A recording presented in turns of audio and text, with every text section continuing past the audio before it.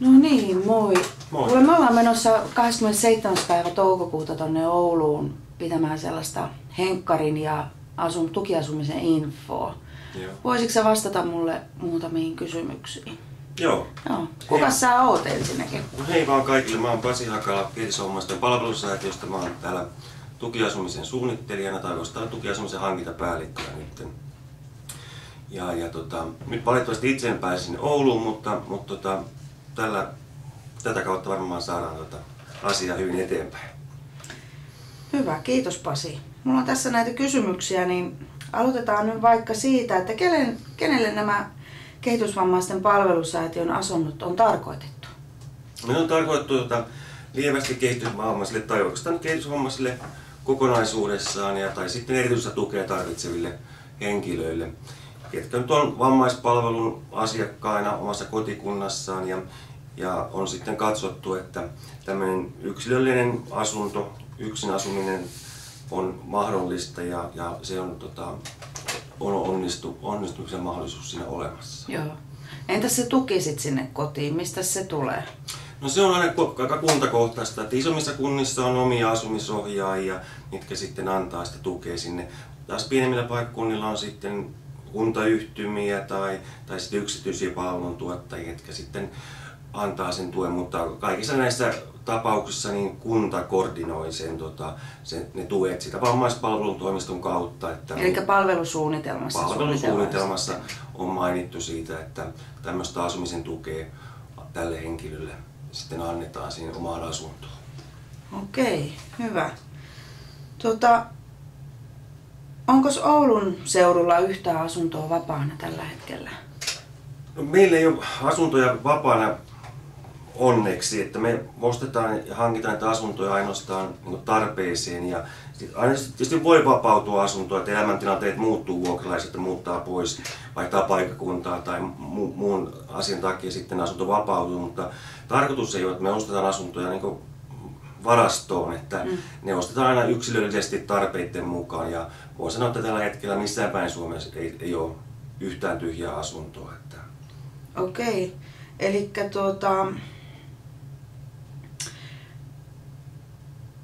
mites nyt sitten edetään, jos Oulun seudulta haluaisi saada Kehitysvammaisten palvelusäätiön tukiasunnon?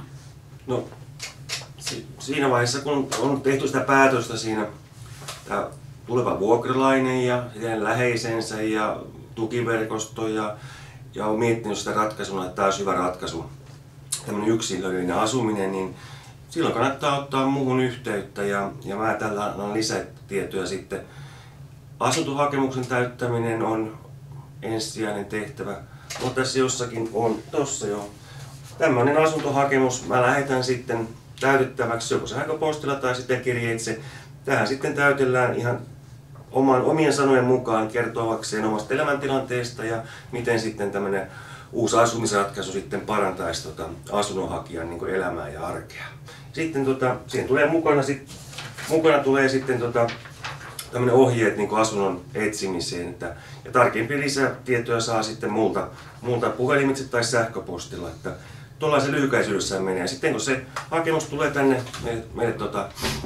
mun pöydälle, niin sitten mä soitan, ilmoitan ja tarkastan, että kaikki edellytykset täyttyy tähän meidän asunnon saamiseen, niin sitten se asumisprosessi jatkaa matkaansa sillä tavalla, että haetaan sitä sitten kyseisellä paikkakunnalta sitä asuntoa. Voiko tuon täyttää niin kuin netissä ton kaavakkeen? Ei vielä, että nyt tietysti meillä on nämä kotisivujen uudistus nyt on menossa, että toivon mukaan me saadaan sen sinne sitten lähiaikoina. Mutta nyt vielä on niin, että sä lähetät sen sitten Joo, se on paperiversiona vielä toistaiseksi. Okei. No kuka sitä asuntoa sitten lähtee etsimään? Joo, tuo oli hyvä kysymys, että tietysti kun me täältä Tampereelta käsin tätä asuntoasiaa hoidetaan, niin täältä on aika mahdoton lähteä sitten oikeastaan kovin kauaksi etsimään sitä asuntoa. Että suuri vastuu tietysti jää sitten niin kuin läheisille ja tukiverkostolle sitten asunnon etsimiseen. Totta kai myös asunnon hakija siinä on avainasemassa, että hän niin kuin ilmaisee sitä tarvettaan ja haluaan ja toivettaan, että mitä se hänen asunto pitäisi olla, mitä hän niin kuin on etsimässä.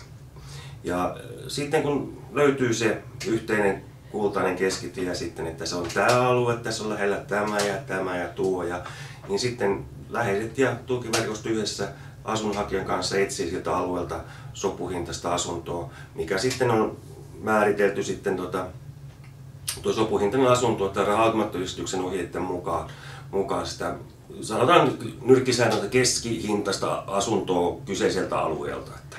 Joo, okei. Eli se on keskihintainen asunto. Minkä kokoinen se asunto voi olla? No se on tietysti hyvin yksilöllistä. Jotkut saattaa tarvita apuvälineitä sinne asuntoon, että silloin se asunto pitää olla vähän isompi, että sillä pystyy toimimaan sit siellä asunnossa. Kylpyhuone pitää olla isompi, mutta jos ei ole mitään apuvälineitä eikä asukas tarvitse avustajaa päivittäisissä askareissa, niin sitten tämä on ihan normi asunto, mitä esimerkiksi yksi ihminen tarvii, mikä se nyt voisi olla yksiö, pieni kaksio. Että tietysti paikkakuntakohtaisia eroja on siinä, että minkä koko se asunto on tarjolla. Mutta tietysti aina, että mikä tuntuu enemmän kodilta, niin totta kai siitä lähdetään miettimään sitä asuntoratkaisunakin myös. Mutta kannattaa ottaa huomioon aina se, että mitä suurempi asunto, niin sitä suurempi se vuokrakin sitten aina on. No minkälaisia ne vuokrat on sitten kehitysvammaisten palvelusäätiöllä? No vuokrat on varsin kohtuullisia, että uskallan sanoa, että aina paikkakuntakohtaisesti niin on alle markkina-arvon, koska näiden asuntojen hankintaa tukee raha-automaattiyhdistys, mikä antaa puolet asunnon hintaan avustusta, niin se myös sitten subventoituu sitten vuokriin kanssa sillain, että nyrkkisääntönä voi sanoa, että vuokra on korkeintaan Kelan asumistuen, eläkkeensaajan asumistuen niin ylärajalla.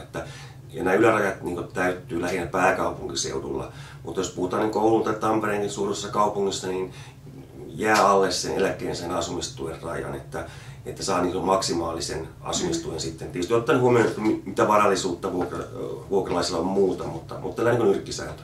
Joo, okei.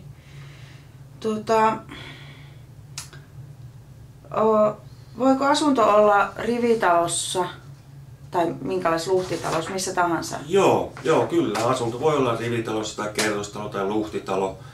Että sillä ei ole mitään merkitystä, että kumpi vaan tuntuu passaavan paremmin, niin semmoinen se voi olla. Että tietysti kannattaa ottaa huomioon, että rivitaloissa aina on sitten semmoinen, että kun on niitä talvisin lumitöitä ja kesäisin nurmikonleikkuuta ja tällaista, että kuka ne tekee sitten, että pystyykö sitten vuokralla itse tekemään, että se kannattaa ottaa huomioon siinä asuntoa etsiessä, että tämmöisiä velvoitteita on sitten enemmän rivitalossa kuin kerrostalossa, siellä ei ole tällaisia velvoitteita, että tämä kannattaa ottaa huomioon. Hyvä pointti. Tuleeko sulla nyt vielä jotain mieleen, mitä haluaisit sanoa näistä tukiasumisista? No, mitäs mä voin sanoa, että ei muuta kuin etsimään asuntoja vaan, että jos on halukkuutta, että tärkeintähän on sitten se, että nämä asuntojen hakeminen ja meille vuokralaiseksi tuleminen on se tärkeintä, että se on päämiehen niin oma tahto, että hän itse haluaa muuttaa asumaan yksin ja sen tukiverkoston tuella, että sieltä se niin lähtee se halu ja sitten me lähdetään yhdessä sitten verkoston kanssa toteuttamaan tätä unelmaa. Että tällä hetkellä meillä on 185 asuntoa ja noin 190 vuokralaista, eli tarkoittaa sitä, että meillä on myös asuu 200kin ihmisiä. Että meillä on niin sekin on mahdollista. Mahdollista on, että on niin pariskunta, kaverukset, niin, sisarukset, että kaikki mahdollisuudet on olemassa. Ja rohkeasti vaan mukaan, että jos siltä tuntuu, niin tämä on ainakin meidän vuokralaisten mielestä ollut hyvä ratkaisu ja he kokee itsensä hirveän tärkeäksi silloin, kun saa niin olla täysvaltaisena kansalaisena mukana asumassa ihan normaalissa asuinyhteisössä.